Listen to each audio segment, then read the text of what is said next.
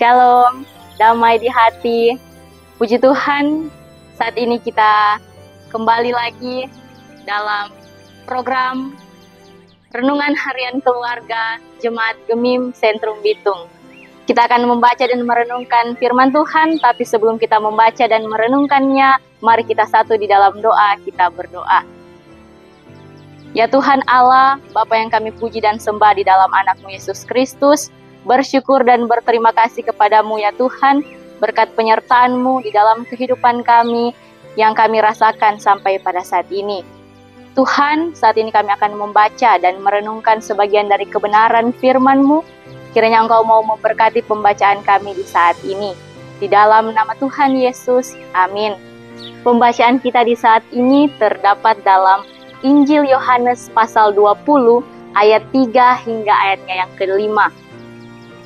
Lembaga Alkitab Indonesia memberi judul Kebangkitan Yesus. Maka berangkatlah Petrus dan murid yang lain itu ke kubur, keduanya berlari bersama-sama, tetapi murid yang lain itu berlari lebih cepat daripada Petrus, sehingga lebih dahulu sampai di kubur. Ia menyengguk ke dalam dan melihat kain kapan terletak di tanah, akan tetapi ia tidak masuk ke dalam. Saudara-saudara yang dikasihi dan yang diberkati oleh Tuhan, setiap orang memiliki cara dan waktu yang berbeda dalam memahami sesuatu. Ada yang cepat tanggap, segera mengambil tindakan.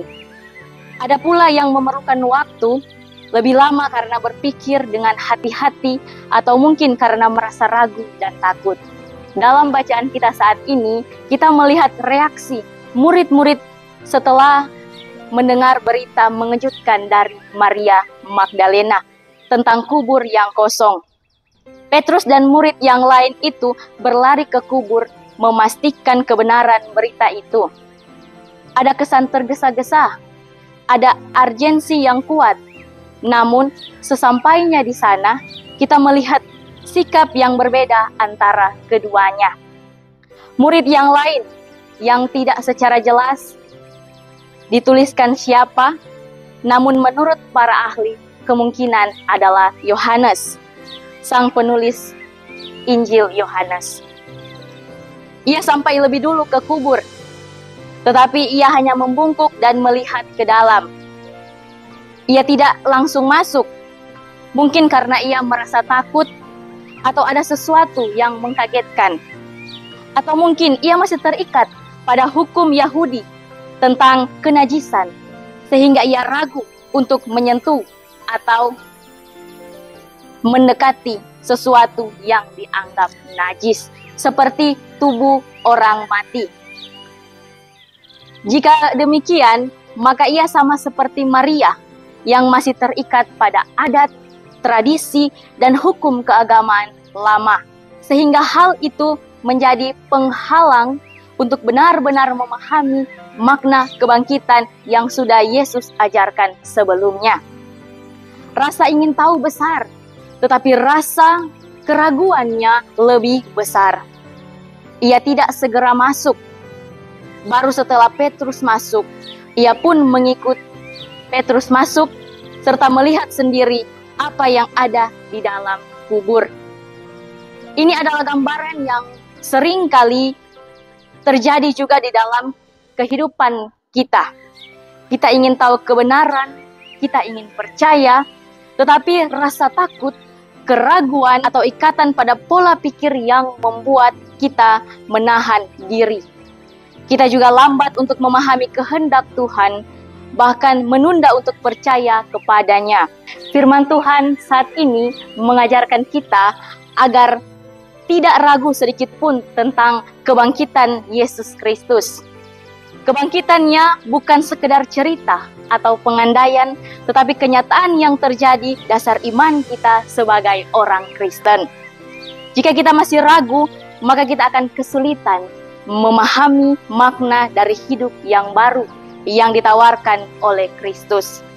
Rasa takut dan keraguan hanya akan menjadi penghalang untuk mengalami kuasanya yang nyata. Sebagai umat Tuhan, kita diajak untuk meninggalkan keraguan dan ketakutan. kita harus belajar percaya sepenuhnya kepada Tuhan Yesus yang telah bangkit. Kebangkitan Yesus adalah dasar pengharapan dan sukacita kita. Jangan biarkan ketakutan dan keterikatan pada kebiasaan atau pikiran lama membuat kita buta terhadap karya besar Tuhan. Dalam kehidupan sehari-hari, baik dalam mengambil keputusan, menghadapi masalah, tantangan hidup, ataupun saat sedang dalam pergumulan. Saudara-saudara, marilah kita percaya bahwa Tuhan hidup dan menyertai kita. Mari saling menguatkan dan jangan ragu untuk melangkah bersama Tuhan. Sebab bersama Dia tidak ada yang perlu ditakutkan. Kebangkitannya adalah jaminan bahwa kita juga akan hidup dalam kemenangan dan pengharapan. Maka janganlah takut, percaya sebab Tuhan telah bangkit. Amin. Mari kita satu di dalam doa, kita berdoa. Ya Tuhan, Bapa kekal yang kami puji dan sembah di dalam anak-Mu Yesus Kristus. Bersyukur dan berterima kasih kami kepadamu Tuhan, berkat penyertaan-Mu di dalam kehidupan kami yang nyata, yang selalu kami rasakan sampai pada saat ini. Engkau masih memberikan kami nafas kehidupan, kesehatan, bahkan kekuatan. Tadi kami telah membaca dan merenungkan sebagian dari kebenaran firman-Mu.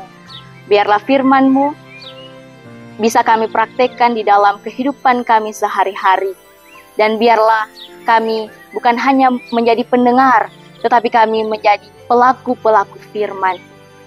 Tuhan, seluruh kehidupan kami mau serahkan ke dalam tangan-Mu yang penuh cinta dan kasih. Di dalam nama Tuhan Yesus, amin. Demikianlah renungan harian keluarga kita di saat ini. Tuhan Yesus memberkati kita semua. Shalom, damai di hati.